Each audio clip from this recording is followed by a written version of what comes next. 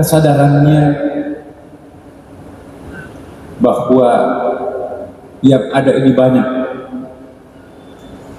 digantikan oleh sebuah kesadaran baru, yang ada yang banyak ini tidak ada, hanya satu kok. Siapa yang tampil istiqlal? Dia. Siapa yang tampil dalam bentuk langit? Dia. Siapa yang tampil dalam bentuk air? Dia. Siapa yang tampil dalam bentuk manusia? Dia.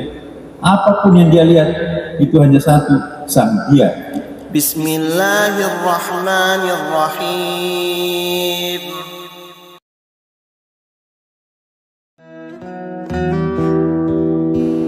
Bismillahirrahmanirrahim. Assalamualaikum warahmatullahi wabarakatuh. Alhamdulillah, alhamdulillah, wa syukurullah, wa salatu wassalamu ala rasulillah Sayyidina Habibina Muhammadin sallallahu alaihi wasallam. Amma ba'd. Hadirin hadirat yang dimuliakan Allah Subhanahu wa taala, pada pertemuan kita yang lalu membahas tentang rahasia sujud. Kesadarannya bahwa yang ada ini banyak digantikan oleh sebuah kesadaran baru, yang ada yang banyak ini tidak ada, hanya satu kok. Siapa yang tampil istiqlal? Dia. Siapa yang tampil dalam bentuk langit? Dia. Siapa yang tampil dalam bentuk air? Dia. Siapa yang tampil dalam bentuk manusia? Dia. Apapun yang dia lihat itu hanya satu, sang Dia. Itu kiamat namanya. Nah, kiamat itu bisa dua macam, Bapak Ibu. Bisa kiamat dalam pengertian yang kedua, bisa kiamat dalam pengertian yang pertama, hancur di blender, meledak, habis total. Tapi juga bisa kiamat dalam pengertian yang kedua, tetap ada perasaan kita sudah tidak menyaksikan istiqlal, yang aku lihat adalah Allah. Kullu man 'alaiha fan wa yabqa wajhu rabbika dzul jalali wal ikram. Semuanya hancur, yang muncul hanya wajah Allah. Mana ini istiqlal kok nggak hancur? Iya, itu bukan istiqlal, itu wajah Allah. Itu ada langit, itu bukan langit, itu wajah Allah. Ini aku loh, bukan Anda juga adalah wajah Allah. Kamu, aku juga adalah wajah Allah. Satu-satunya yang muncul adalah wajah Allah. Kullu man 'alaiha fan wa yabqa wajhu rabbik. Semuanya hancur kecuali wajah Allah. Hilang wajah istiqlal, hilang wajah gunung, hilang wajah langit. Itulah yang disebut dalam ayat lain, fa aina ma tuwallu fatamma wajh Allah. Kemanapun kalian menghadapkan mukamu, di situ engkau akan menjumpai wajah Tuhan.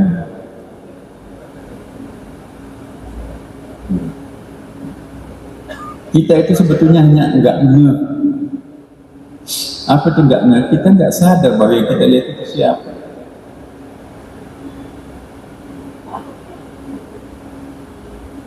Contohnya paling gampang, kita itu enggak ngeh melihat pakaian teman-teman di sini macam-macam, ya. Tapi yang kita lihat itu sebetulnya bukan jilbab, bukan serban, bukan peci, bukan baju batik, bukan sarung, bukan mukena. Yang kita lihat itu adalah kapas.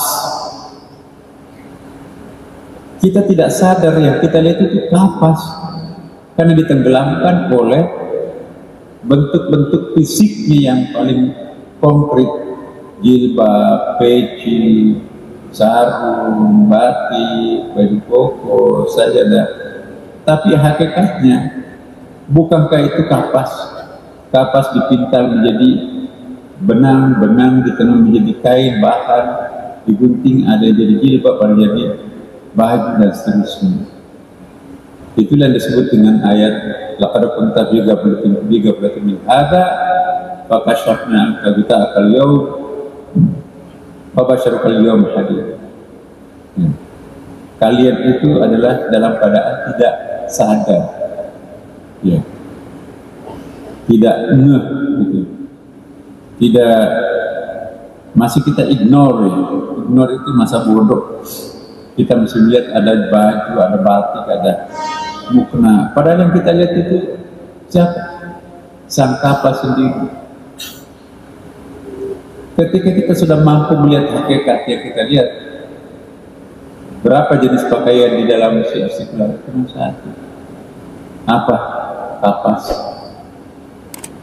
Kapas dari tanah, kan? Masjid dari tanah.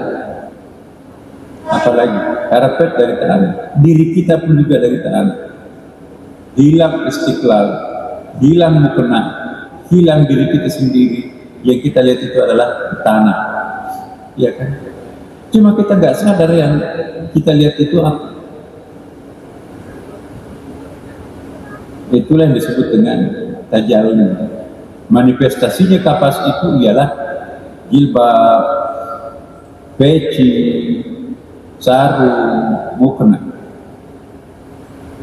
Nah, lebih masuk lagi, enggak kok.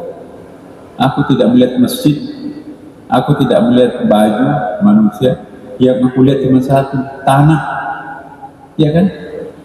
Bukankah semuanya yang kita lihat ini bersumber dari tanah? Ya, kata filsafat itu, Demokritos, apa yang kita lihat itu sebetulnya adalah tipu-tipu mata. Yang kita lihat itu adalah atom. Atom itu partikel yang paling kecil mengonggok menjadi gelas, mengonggok menjadi tiang masjid, mengonggok menjadi karpet, mengonggok menjadi peci. Sesungguhnya kita lihat itu adalah atom. Kalau atom itu molekulnya itu bercerai-berai, maka kita lihat itu adalah debu-debu halus. Jadi wujud hakikat itu bukan Istiqlal. Istiqlal itu dalam pikiran kita. Istiqlal itu bukan di dalam real Istiqlal itu. Itu kan dari dulu perdebatan filsafat itu kan. Plato menganggap masjid Istiqlal itu di dalam kepala. Tapi Aristoteles mengatakan tidak. Real Istiqlal itu ada kok. Ya, inilah dua kutub filsafat yang sejak zaman Yunani kuno lalu diwarisi oleh filsuf Muslim. Plato ada anak muridnya disebut Al-Farabi, disebut dengan Al-Muallim Tsani, guru yang kedua. Tapi Aristoteles juga punya murid, yaitu Ibnu Sina. Ibnu Sina itu ya persis dari patetiknya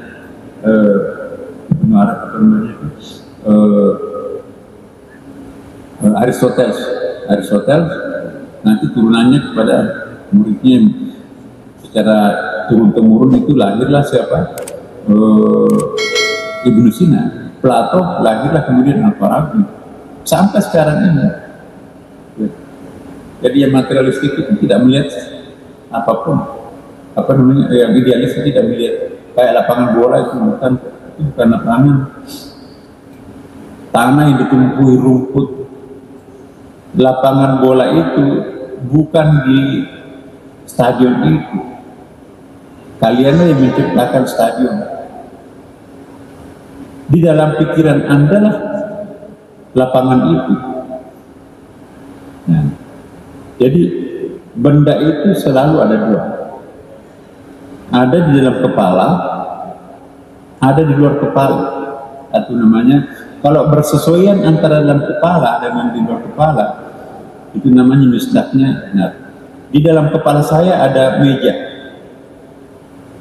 Meja itu gambaran saya kalau dalam pikiran adalah tempat untuk meletakkan buku atau laptop, punya kaki lebih tinggi dari kursi. Ya, itu persepsi saya tentang meja. Mana buktinya? Oh, ini di depan saya.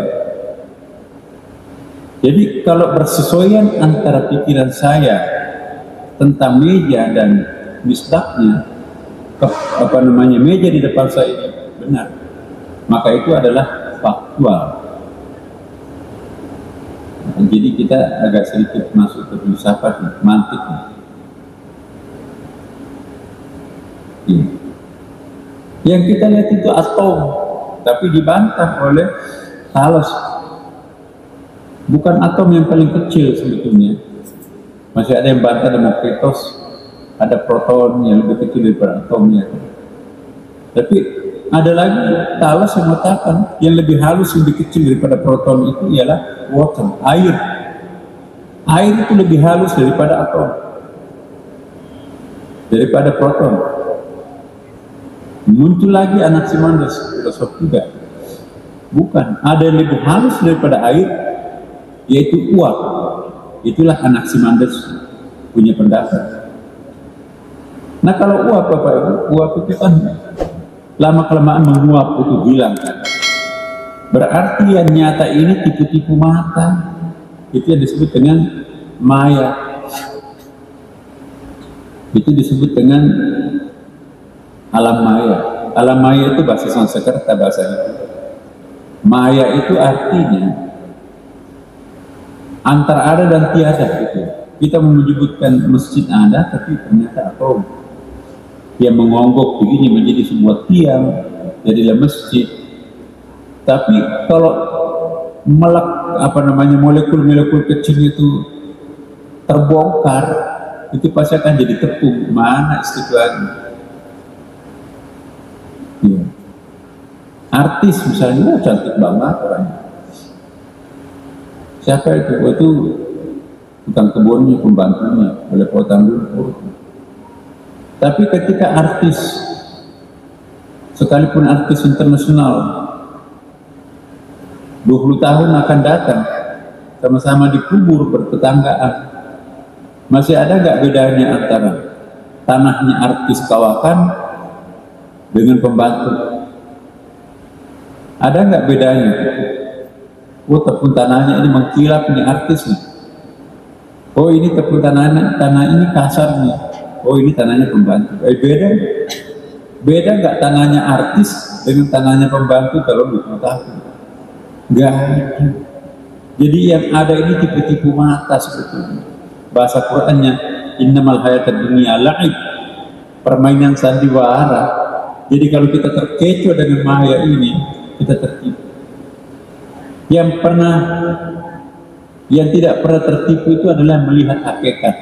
Hakikat itu siapa? Yang ada itu sama hakikat itu adalah Allah Subhanahu wa Ta'ala. Kita hanya bisa melihat jilbab, peci. Kalau sudah lebih tinggi lagi, aku melihat kapal. Lebih tinggi lagi aku melihat tanah. Yang lebih tinggi lagi aku melihat atom. Yang lebih tinggi lagi aku melihat air. Yang lebih tinggi lagi aku melihat uap. Yang lebih tinggi lagi aku nggak melihat siapa sekali. Ternyata yang ada hanya Dia. Maka itu Allah disebut dengan Al-Haqq. Dalam istilah tasawuf itu adalah yang maha benar. The real one. Yang maha ada itu adalah hanya Allah. Yang ada ini hanyalah kamuflase, maya. Tapi maya ini punya daya tarik sendiri, punya kekuatan dan punya kemampuan bersolek. Ketika kita akan menyaksikan ini kapas, godaannya bagus, itu jilbab mahal tuh, itu dari sutra itu. Akhirnya kita tidak jadi berpikir itu dari tanah. Begitu melihat artis bersolek, kita buru-buru mengatakan itu bukan tanah, itu cantik, itu tampan misalnya. Itulah kekuatan penyihir daripada maya ini, mampu menyihir kita untuk tidak kembali kepada hakikat pandangan. Hakikat pandangan sesungguhnya adalah harusnya yang kita lihat itu Allah. Siapa yang tampil dalam bentuk masjid, Quran mengingatkan hakikatnya, kemanapun kalian menghadapkan mukamu, tidak ada yang kamu saksikan selain hanya Allah. Siapa yang tampil dalam bentuk masjid? Tiang. Dari mana tiang itu? Dari tanah. Dari mana tanah itu? Dari Allah. Jadi pada hakikatnya, apa yang kita lihat ini siapa? Nah, kita gafil itu tidak sadar, ignore. Ya. Jadi ini yang perlu kita sadarkan diri kita sendiri, bahwa jangan mabuk terhadap harta materi. Ya, itu hanya apa ya istilahnya, sejengkal. Kehidupan abadi kita tidak mati-mati lagi itu di akhirat. Berapa lama kita akan hidup Bapak Ibu? Coba mari kita merenung sekarang. Anak kita udah gede-gede tuh. Kita nggak sadar kalau kita udah tua. Kita udah punya cucu, pantas di depan cermin itu kita keriput. Ada uban, ompong, kacamatanya pun juga sudah ukurannya berapa tuh. Persendian pada bunyi kalau bangkit dari sujud, batuk dan seterusnya. Sesudah itu apa? Mati. Apakah ada nilainya? Apakah nilai harta itu ada? Kalau kita sudah mati, yang dibawa ke kuburan apa? Selembar kain kafan itu pun juga hancur paling 1 minggu, bonyok dimakan cacing. Kenapa kita harus mabuk mencari uang kemana-mana? Usianya sudah pensiun, jarang pulang ke rumah, nggak pernah nengok masjid. Alhamdulillah Bapak Ibu, menengok masjid, rumah Allah, kita yang beruntung karena mempersiapkan pangkalan pendaratan kita. Tadi kita memanggil Rasulullah, salawat, siapa yang memanggil namaku penuh kerinduan, pasti, ya ini kata Rasulullah, aku akan memintakan syafaat agar Allah mengampuni seluruh dosanya, melipat gandakan seluruh pahala baik-baiknya, kebajikannya, dan masuk ke dalam surga. Yang tidak dipanggil datang ke masjid ini, mungkin dia main minum kopi di kafe-kafe di situ, dia nggak dapat berkah di sini. Jadi hidayah yang paling besar yang kita terima di masjid ini ialah kehadiran kita di rumah Allah Subhanahu wa Ta'ala. Bersyukurlah Bapak Ibu, ya, 5 juta sampai 7 juta penduduk orang Jakarta yang diundang hanya datang ke masjidnya Allah, rumah Allah ini hanya kita. Jadi Bapak Ibu, bersyukurlah. Semoga kita semuanya mendapatkan keberkahan. Insya Allah pada malam Jumat yang akan datang kita lanjutkan lagi seperti ini. Istiqlal selalu mengingatkan kita untuk kembali kepada hakikatnya.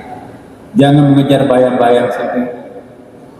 Tidak akan pernah khatam, tidak akan pernah puas. Orang dahaga dunia seperti meminum air samudra, habis air samudra tambah 1 samudra lagi, tidak akan pernah berhenti haus. Itulah ilustrasinya dunia. Tapi seteguk air surga kita minum, tidak akan pernah haus lagi. Datanglah ke masjid tercinta kita di Istiqlal ini, kita pasti merasakan apa yang kita akan cari. Tenang, damai, pasrah. Semoga Allah memberkati kita semuanya. Mari kita lanjutkan nanti insya Allah dengan salat tahajud ya Bapak Ibu. Belajarlah salat tahajud yang belum, dan kemudian salat witir tengah malam. Insya Allah pasti Tuhan akan berikan sesuatu yang istimewa buat kita semuanya. Wassalamualaikum warahmatullahi wabarakatuh.